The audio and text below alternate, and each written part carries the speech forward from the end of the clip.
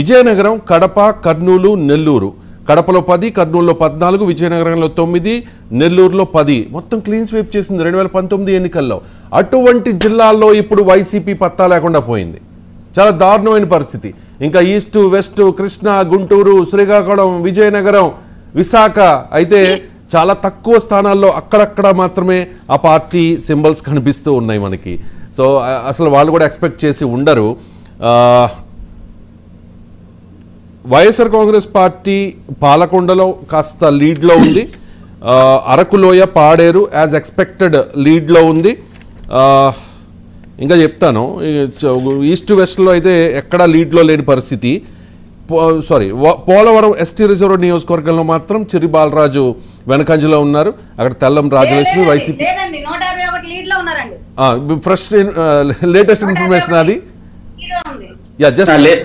లేటెస్టా? Okay latest. Trends మారుతూ ఉంటాయి కదా. నేను ఒక 10 minutes క్రితం నోట్ చేసుకున్న ఇన్ఫర్మేషన్ ఇది. ట్రెండ్స్ మారుతూ ఉంటాయి, ఇది ఫైనల్ మాత్రం కాదు. సో పోలవరంలో కూడా పోలవరంలో కూడా లీడ్లోకి వచ్చేసింది. అంటే ఒక్క పాలకొండ మినహా మిగిలిన అన్ని నియోజకవర్గాల్లోనూ జనసేన పార్టీ లీడ్లో ఉంది, గెలుపు దిశగా వెళుతోంది. అండ్ కృష్ణా జిల్లా వచ్చేసరికి కృష్ణా జిల్లాలో ఏ నియోజకవర్గంలోనూ వైసీపీ లీడ్లో లేదు, స్వీప్. గుంటూరు జిల్లా విషయానికి వచ్చేసరికి బాపట్ల, నరసరావుపేట నియోజకవర్గాల్లో మాత్రమే లీడ్లో ఉంది.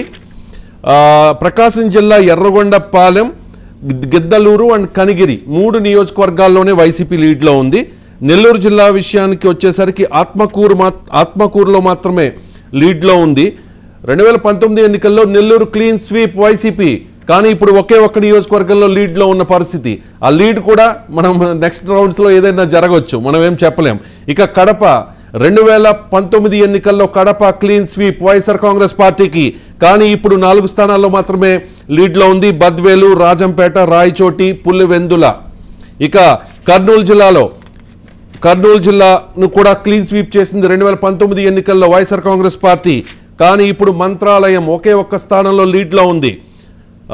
నెక్స్ట్ అనంతపురం జిల్లాలో గుంతకల్లు, పుట్టపర్తి, ధర్మవరంలో మాత్రమే వైఎస్ఆర్ కాంగ్రెస్ పార్టీ లీడ్లో ఉంది.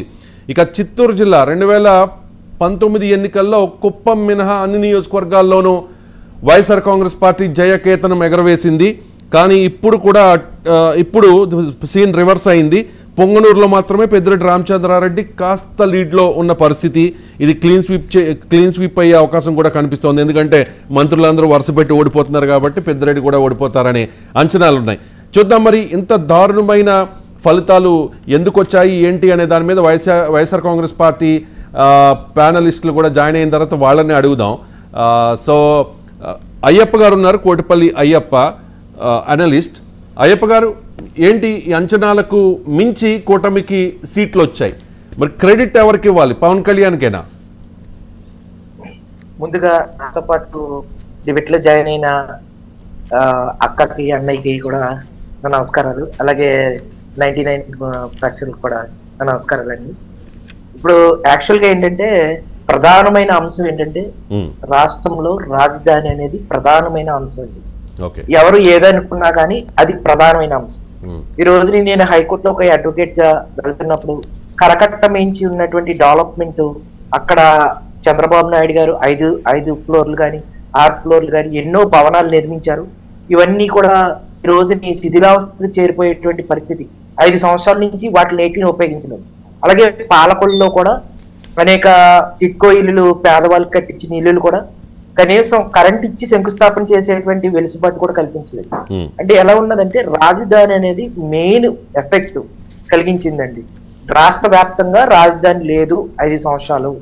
అసలు ఇది గందరగోళంలో ఉంది అనేది ప్రధానమైనటువంటి ఆరోపణ అండి. రాష్ట్ర ప్రజలందరూ కూడా మనకు రాజధాని లేదు, చంద్రబాబు నాయుడు గారు ఉంటే రాజధాని హైకోర్టు నిర్మాణం కానీ అసెంబ్లీ కానీ ఇవన్నీ డెవలప్ చేశారు. ఈ ప్రభుత్వం వచ్చాక ఏం డెవలప్ చేయలేదు, ఆ రోజు ప్రతిపక్షంగా ఏకీభవించింది అనేది ఒకటి. 2, అనేక సామాజిక వర్గాలకి ఉన్నటువంటి పథకాలని వైసీపీ తొలగించి కేంద్ర ప్రభుత్వ పథకాలని తన పథకాలుగా చెప్పుకోవడం అనేది ఒకటండి. అసంఘటిత రంగ కార్మికులకి, తాపీ మేస్త్రులకి కేంద్ర ప్రభుత్వం ఇచ్చినటువంటి డబ్బులు ఇవ్వకపోవడం, దాదాపు వైసీపీ గవర్నమెంట్ లో 7 తుఫాన్లు వచ్చినా కూడా ఇంతవరకు కూడా ఒక్క నష్టపరిహారం కూడా రైతులకు కానీ అటు ప్రజలకు కానీ అందించకపోవడం, పెరుగుతున్న ధరల్ని నియంత్రించకపోవడం, అంటే పక్క రాష్ట్రాల్లో డీజిల్ పెట్రోల్ ఇటువంటి వాటికి 15 రూపాయలు సబ్సిడీ ఇస్తే మన రాష్ట్ర ప్రభుత్వం ఇవ్వకుండా చేయడం, ఇటువంటి అదనపు భారం సామాన్యుడి మీద. అన్నిటికంటే మెయిన్ ఏంటంటే మద్యం ధరలు పెంచడం అండి. ఎందుకంటే ఎంత తక్కువ చూసినా 100లో ఒక 50% మంది ఈ మద్యానికి తాగుతూ ఉంటారు. ఆ మద్యం ధరలు ఎప్పుడైతే ఎక్కువ అయిపోయినాయో వాళ్ళకి వచ్చేటువంటి ఆదాయం ఈ మద్యం ఇక్కడ మహిళలు, రైతులు, యువత, నిరుద్యోగులు, ప్రభుత్వ ఉద్యోగులు, మందుబాబులు, ఇంకా చాలా మంది అన్ని వర్గాలు కూడా వైసీపీకి యాంటీగా ఓటేసిన పరిస్థితి. ఒక్కొక్క దాని మీద మనం తర్వాత అనలైజ్ చేద్దాం 1 by 1. We have time. Wisdom Chowdary join అయ్యారు, అనలిస్ట్. చౌదరి గారు నమస్కారం. చౌదరి గారు,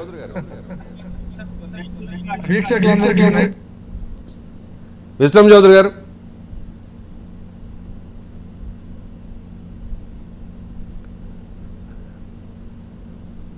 చౌదరి గారు, మన 99 టీవీ డిబేట్ లో కూడా చాలా సార్లు చెప్పాము. దీంట్లో ఏంటంటే మేము ఒక రిటైర్డ్ ఎంప్లాయీస్ పరంగా ఫెడరేషన్ తరఫున మేము 14,000